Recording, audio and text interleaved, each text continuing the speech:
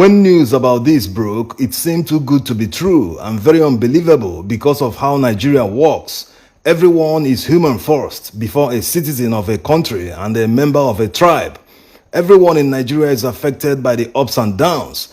Even if you are a highly placed billionaire in the society or a governor of a state with all the police escort and bodyguards, you will still be stuck in a traffic one day, not caused by a bad road. People in this class wouldn't drive on this type of road anyway, but might be stuck in traffic in a neatly paved road where a rickety car broke down.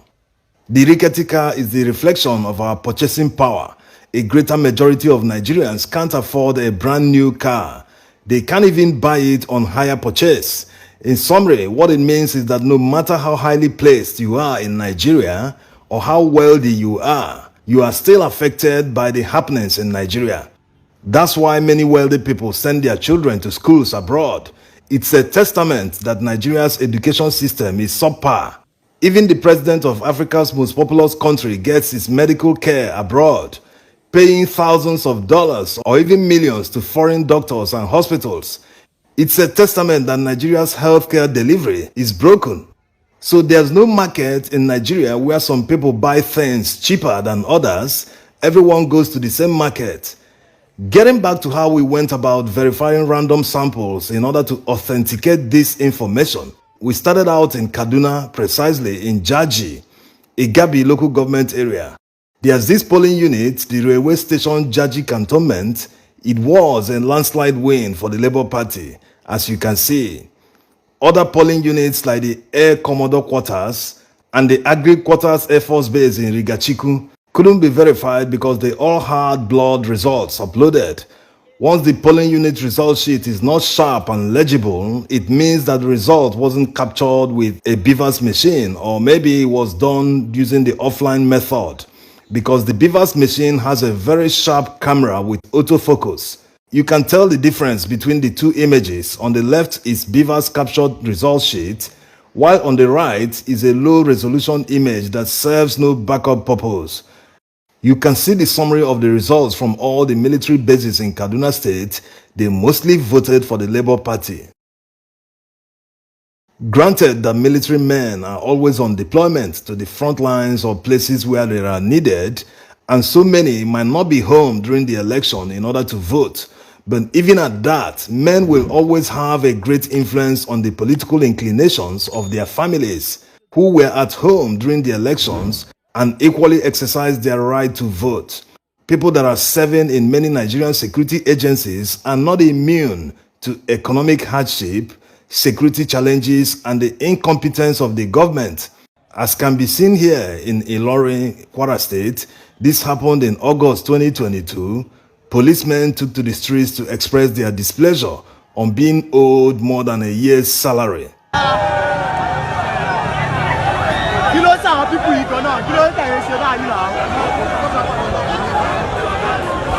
This is the situation we find ourselves in. Politicians have no reason whatsoever to owe workers their salaries. The security agents also do not make it easy for themselves by extending the frustration to citizens who are not responsible for their low wages and poor working conditions. In fact, the private citizens they always intimidate also face poor working conditions in their different workplaces. Everyone is feeling the pressure, but it's very unfortunate that security agencies feel they are more powerful and can get away with human rights violations and extortions. Everything being equal, all workers experiencing low wages and poor working conditions should be on the same side, demanding increase in salary and improvement in working conditions, not one intimidating another. In other words, all workers, whether private or public, have a common enemy. While a greater percentage of the security agents are prone to intimidating and antagonizing citizens, there are still a few that are nice and humane. Anyway, let's get back to our investigations on how the Labour Party had a sweeping run during the presidential election, winning 21 states out of all the states where there are military formations across Nigeria. Remember that not all states have military barracks, but in all the ones that have, the Labour Party had a field day, winning in many polling units in and around the military barracks. Let's see Lagos, where there are many military formations, like in Ojo.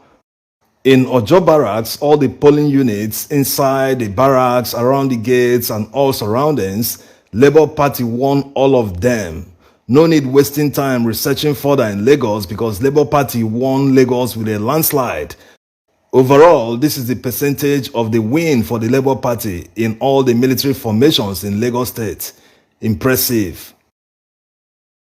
In Kano State, the Labour Party actually came second after the NNPP with an impressive 33%. This is not really very surprising. The servicemen gave Nigerians clues before the election, as can be seen in these videos. Asiwaju Jagaban, Atiku, Obi, my own ayesa. Anyone wey you choose, come ayesa. I no get time. If you like, man, I go choose wrong leader. This one made it very clear who the choice should be. Maybe I go follow you. Know if you give me order now, who you vote for? Citizen, just a play. May give me order. If you like, vote for who you like. If you like, vote for who they like. But try to vote for person may no like money, may like justice. Vote for person may no like publicity, may like humanity, so that the country goes strong. In Kebbi State, it was also a landslide win for the Labour Party, scoring 59% in a core northern state. Our servicemen represent our diversity. Many ethnic groups are represented in the Nigerian military. This is why people shouldn't generalize when they make comments about people. It is true that some soldiers like to show their strength on many citizens, but not all the soldiers do the same. Also, many have criticized Yorubas because of what happened in Lagos during the election, where thugs prevented many people from voting because they aren't Yorubas. The reality is that the people that perpetrated this condemnable act are a few in number compared to the larger Yoruba population. They do not in any way stand for the principles of which Yorubas are known for. They might not be very vocal, but the large population of Yorubas do not share this view. Many of them who were vocal during the campaigns were called all sorts of names simply because they didn't support APC. There's also notable individuals who supported P2B not only because they believed that it was the turn of the Southeast to produce the president, but because they found Omoluabi in the man P2B. His character and antecedents strongly represent the core values of Yorubas. Ndibo also shares the same values. The primary reason for their massive support for P2B is not because he is Igbo, but because they trust him. They believe he's the best among the other candidates. He's more competent, and Anambra people also experience his governorship. Put people like Ojus Okalo and the likes on the ballot and see how they will be rejected across the Southeast geopolitical zone. That's why we didn't bother researching the polling unit results from military bases in the Southeast, because they followed the same pattern. 98%, 95%, 86%. Even in other states that the Labour Party won, they were all landslide wins. States like Delta and Edo states.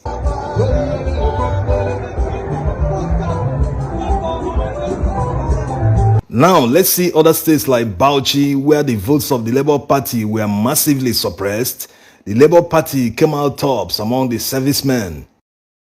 The same pattern continued in Niger State. During the campaigns, P2B always used Niger State to illustrate the agricultural potential of most northern states because of their massive arable land. There's also Ogun State, where the Labour Party won. Ogun State is among the states that the Labour Party is contesting the results. Taraba State is not surprising at all because the Labour Party actually won Taraba. The summary of all this is that it shows the true reflection of votes cast in many locations, and the ones in focus being military bases. Thugs and election riggers couldn't penetrate and change the outcome of the results. It also shows how diverse P2B's support base is, unlike narratives that want to characterize it as sectional. The third one is that people really understood P2B's message. During the campaigns, P2B went everywhere to canvass for votes. He even visited some communities against the advice of the military because they considered some of these areas very dangerous. But in spite of all the security advice and the fact that he couldn't land in any nearby military base, he still made up his mind out of bravery to visit these people and spread his message. Just like a marketer trying to market his products, he will go to anywhere to do that. Peter Obi is a man who believes in due process. He doesn't believe in cutting corners. Who would have thought that Peter Obi knew the INEC chairman Mahmoud Yakubu personally? Before you take a listen, remember to subscribe to our channel and enable notification. Thank you for your support. And now let's take a listen. I have been a chairman of a committee. Professor Mahmoud is a member. While I was governor. Committee that did this university thing, I was the last chairman of that committee that resolved and agreed the money university that demanded today. That fund. Mahmoud was That fund chairman. that fund that was my member. But since he became my next chairman, I never met him. Because I told him, you're a referee, just do your job. This country must stand on something. I don't have to meet you. We have only one vote. You can cast it for anybody. And then say what is right. If you want to say what is wrong, no problem. Anarchy consumes everybody. That's right. One day, this thing we are doing in this country will consume all of us. That's right. But we have to do the right thing. And that is where I stand in all this.